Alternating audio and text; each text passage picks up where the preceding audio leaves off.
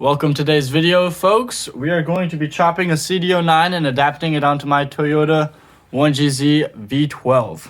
I've been the bomb, make me reminisce upon. I remember me and Dolph, swap me, Dickies on. What was that, in 93? You probably wasn't even born. Dre, I think you need to trade the range for the 6-4. As you may know, the CD009 is one of the strongest cheap transmissions you can buy. I say cheap because it's relatively still quite expensive, but for a manual transmission that's relatively newer, you can find these used for around $1,500, and new they're only like $2,400, which is really not that bad for a new manual trans. These can hold around 800 foot-pounds of torque. They've been pushed up to like 1,200 not torque, sorry, 1,200 horsepower, which is a terrible metric to measure a transmission in my opinion.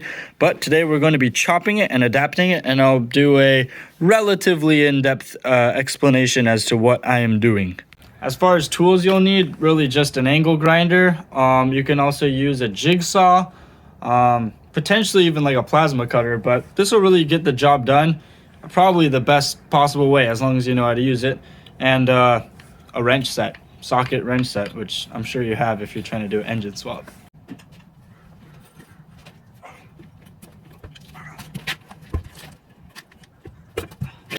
So, I mean, here you have it. Pretty standard input shaft. You can adapt a few different Nissan clutches to these splines, and it's really great because you can use a stock style clutch and push pretty decent power through it. Basically, we're going to be cutting it right behind the second ridge, I guess. It's good to block off the vent so that you don't get junk inside the transmission. And this cut doesn't need to be perfect. Essentially, we're going to be adapting it to this bolt cover here. And that there is going to be our precision machined surface and orientation.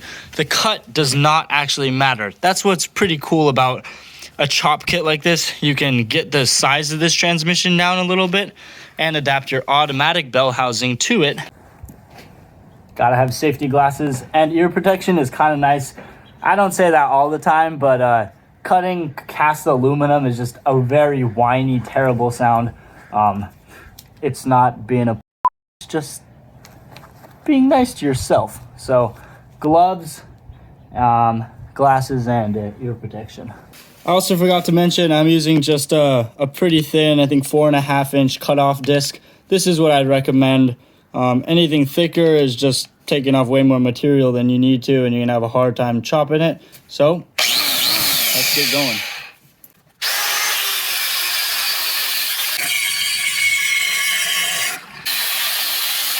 So after making a cut, you'll still have ribs on the inside. A light tap from a hammer and it'll break apart. But you can see each of these ribs, I didn't cut the full way through, but it's okay because cast aluminum is pretty weak to impacts like that. So pops right off. That is useless. You're probably not gonna be able to sell it. I mean, it's a chopped part of a transmission. And there you have the transmission with no bell housing.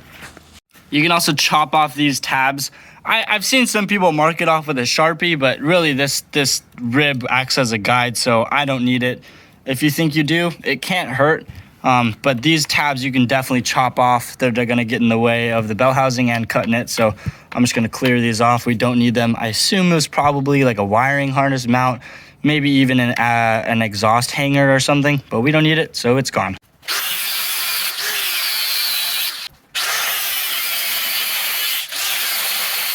Once I'm done, I'd just like to kind of bevel and clean up the edge. That way, you know, you're not totally chopping yourself or, you know, causing more harm to yourself than you have to when working on cars. And it just looks a little better. No one will be able to see the transmission in the tunnel, but it's just kind of nice and it doesn't take that long.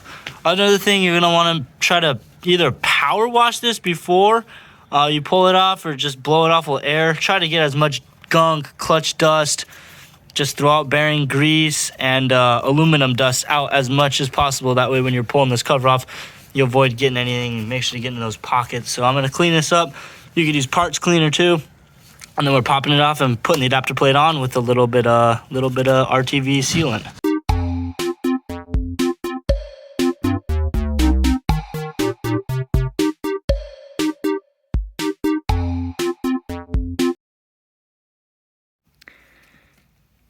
And I also marked all of the bolts so that I'll know if they're backing out or something. It's also really nice to do while you're torquing them, because you can just torque one, mark it, torque the other, mark it.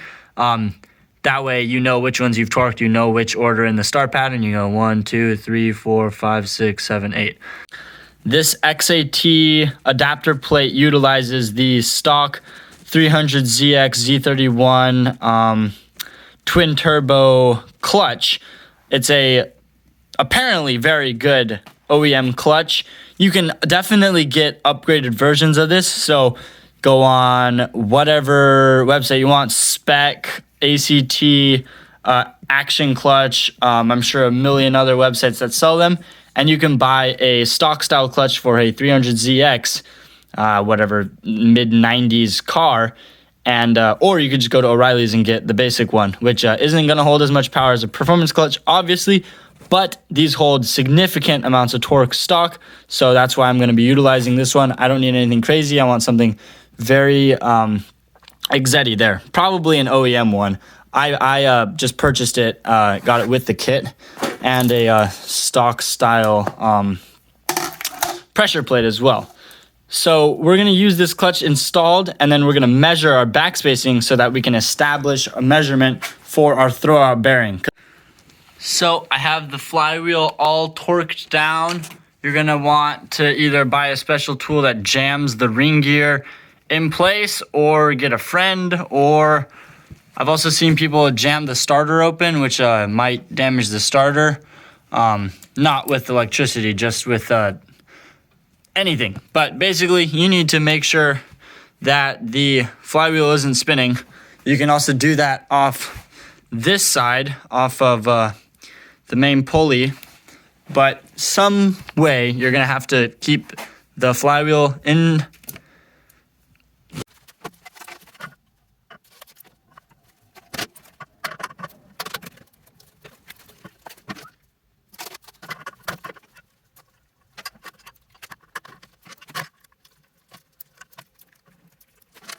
These bolts are Allen heads. That's just what came with the kit, which is rather inconvenient. But I don't know.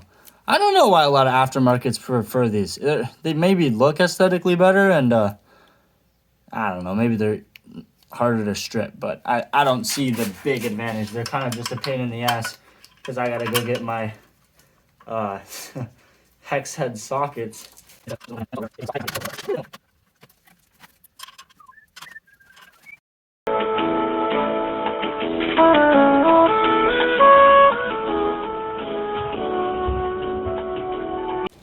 We got our package from Z1 Motorsports, and it's our transmission cover seal, with a front main seal that goes on the input shaft, and our roller needle bearing pilot bearing. So this is what we're using instead of a traditional bushing you find in adapter plates. Looks like that. This will lead to long-term reliability. Just slips on there, and this is what rolls, and it shall roll all day with way less friction than a bushing. It's like $100 with the adapter. This alone only costs you like 20. I would highly recommend getting this. Most important part. Let's get that swapped out. It was honestly quite difficult to get out, but we did get the old seal. Kind of, you know, we messed it up a little bit, but it's okay because there's a new one. And it's really good to use your teeth to open it. And then the side with the brass, I assume, showing is what you want. Focus. The side without the lines, the side with the brass. Simple as that. There's already some grease on here. You don't need to like pre-grease it or anything. Maybe wipe it out. Get the dirt and rubber bits that was in there out. New seal, right side out. And I'm gonna press gently with our hands just to get it started. I've got it pressed in. Now this is a metal steel gasket. I'm gonna reuse it.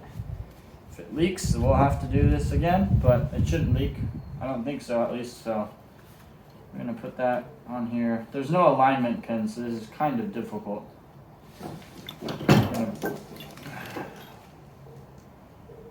That's up these top clean. Maybe around here, you give that a wipe as well.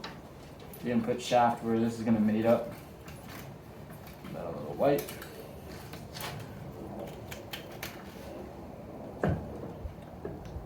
And that slides on, put it on almost all the way, and then get this gasket in the right place.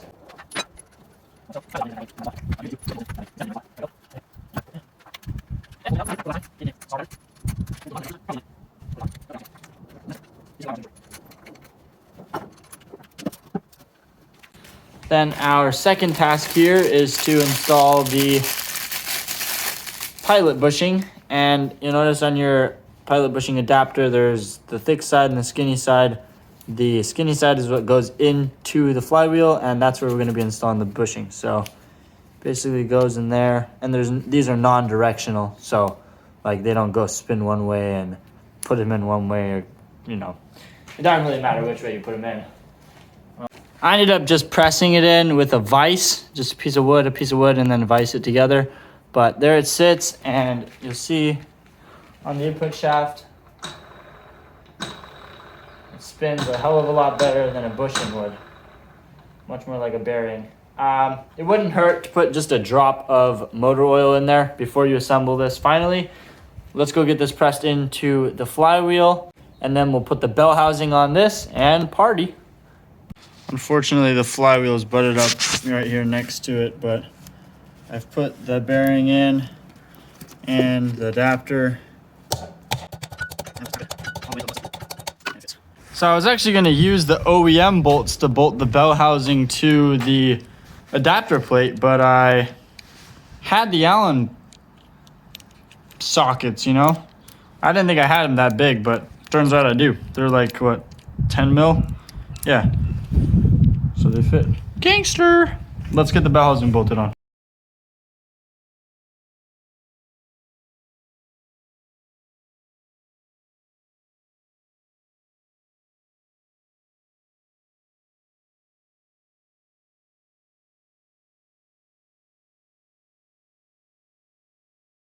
There you have it. CD009 on a Toyota 1GZ bell housing. There's probably less than 100 of these. I might be way off on that guess, but I reckon there's not a whole lot of this unit in the world. So, pretty gangster. We replaced the bleeder on the top like I showed. You don't want to get those mixed up. I mean, it's not catastrophic. You can easily swap them out, but bleeder goes on top because it bleeds the air. Air is lighter than brake fluid, and then that's our brake input, so we're able to bleed. A lot of guys will run this all the way up to their clutch master cylinder reservoir, so it like self-bleeds basically. You just sit there, pump the clutch, and then shut the valve, and then you're done. Besides that, we are finished officially. All we have to do is put this onto the engine like a normal transmission. There's nothing special about this at all anymore. Seriously, just the clutch on the flywheel, all 100% normal. Which is really dope. I love that about this kit, or chop kits in general, where you're using the bell housing instead of an adapter plate onto here. Maybe stuff lines up funny, but once you get to this point, you like treat this like a normal transmission, even though it's 3 shades of aluminum. It looks funny, but it works. And it also is really helpful in clearancing, because we know the automatic bell housing fits in any car because it fits their stock. And the CD009 bell housing is sometimes larger. For this one, it's probably about the same, but at least you know 100% it's going to fit in your...